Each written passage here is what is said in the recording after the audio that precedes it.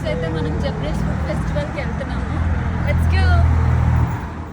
So కెనడాలో ఇది first time నేను ఫుడ్ ఫెస్టివల్కి వెళ్తున్నాను. అది ఇంటి నుంచి జస్ట్ 3 కిలోమీటర్స్ డిస్టెన్స్లో ఉందన్నమాట. And evening time. సో ఫ్రెండ్స్తో సరదాగా అలా వాక్ చేస్తూ వెళ్తే బాగుంటుంది అని చెప్పి వాక్ చేసుకుంటూ ఆ ప్లేస్కి వెళ్దామని డిసైడ్ అయ్యాము. అండ్ సమ్మర్లో ఇలాంటి ఫుడ్ ఫెస్టివల్స్ అవి ఇక్కడ చాలా బాగా జరుగుతాయి అన్నమాట. సో మాకు ఫుడ్ స్టాల్స్ కనిపించాయి. గూగుల్ మ్యాప్స్ మమ్మల్ని కరెక్ట్ లొకేషన్కే తీసుకొచ్చింది అని మేము అనుకున్నాము. అది చాలా పెద్ద ప్లేస్. సో ఎంట్రీ కోసం మేము చాలాసేపు వెతుకుతూనే ఉన్నాము. ఒక 10 మినిట్స్ సర్చ్ చేస్తే మాకు ఎంట్రన్స్ దొరికింది. ముందుగా మేము టికెట్స్ తీసుకోలేదు. సో అక్కడికి వెళ్ళాక మేము టికెట్స్ తీసుకున్నాము.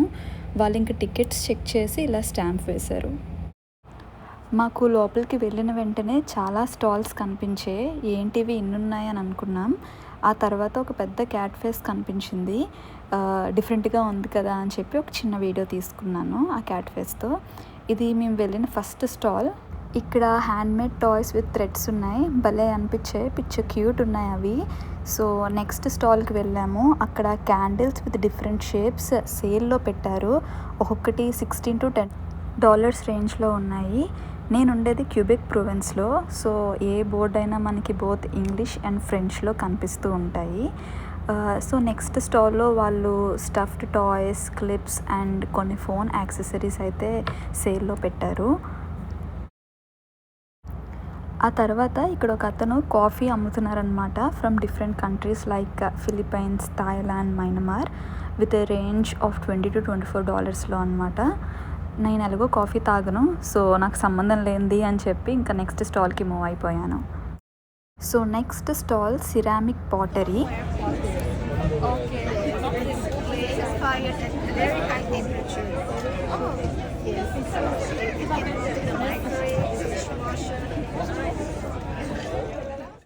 సో అక్కడ మాకు ఆమె ఎక్స్ప్లెయిన్ చేస్తుంది అవి చాలా హై టెంపరేచర్స్తో తయారు చేశారు అని, అండ్ అవి చాలా హార్డ్ అండ్ డ్యూరబుల్ అని.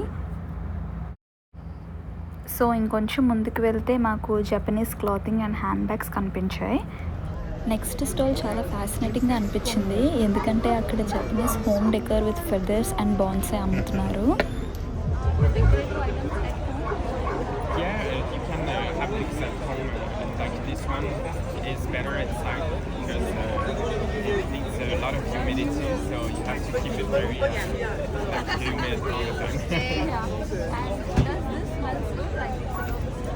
It doesn't smell anything actually because it's preserved the flowers, so the natural smell is not there. But just that's nice. We have today's incense, but for the flowers, it doesn't really. Even these have to be in the high one. No, it's fine because it's dry. But but this one can last very long because it's preserved, so it lasts years.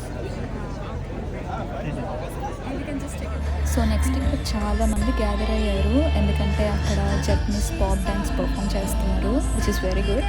So నేను కూడా వాళ్ళతో పాటు join అయ్యి కాసేపు ఆ dance చూసాను.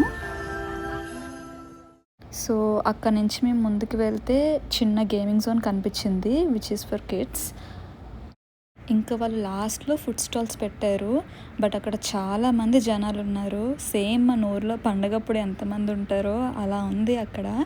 కనీసం video తీయడానికి కూడా కుదరలేదు. ప్రతి ఫుడ్ స్టాల్ దగ్గర ఇంకా చాలా పెద్ద క్యూ ఉంది. ఇంకా ఆర్డర్ చేసుకోవడం కుదరదని మేము బయటకు వచ్చేసాము. బయటకు వచ్చేసరికి సీనరీ ఇలా ఉంది, చాలా బాగుండింది. ఆ వాటర్ మధ్యలో ఆ ప్లేస్ నచ్చింది అని చెప్పి అక్కడికి వెళ్దామని డిసైడ్ అయ్యాము. అక్కడ ఒక చిన్ని బ్రిడ్జ్ ఉంది, అది క్రాస్ చేస్తే ఇంకా ప్లేస్కి వెళ్ళొచ్చు. సో ఆ బ్రిడ్జ్ క్రాస్ చేసాము. కరెక్ట్గా అప్పుడే సన్సెట్ అయ్యే టైం, అంటే అరౌండ్ నైట్ 7:30 అవుతుంది. అదే ఇండియాలో అయితే అందరం ఇంట్లో ఉంటాము, చీకటి అయిపోతుంది కాబట్టి. బట్ ఇక్కడ సన్సెట్ బిట్వీన్ 7:30 to 8:30 అవుతుంది సమ్మర్స్లో అయితే. సో అందరూ మోస్ట్లీ బయటే ఉంటారు. ఇంకా కాసేపు అక్కడే ఉండి ఫొటోస్, వీడియోస్ తీసుకొని సన్సెట్ చూసి ఇంకా ఇంటికైతే స్టార్ట్ అయ్యాము. అయ్యాము. సో ఇంటికి వెళ్తున్నప్పుడు ఫుల్ గ్రీనరీ చాలా బాగా అనిపించింది. అందుకే కొన్ని వీడియోస్ తీశాను.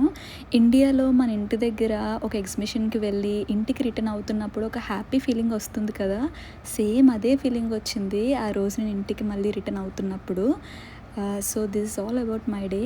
Okay guys, bye, see you in next video.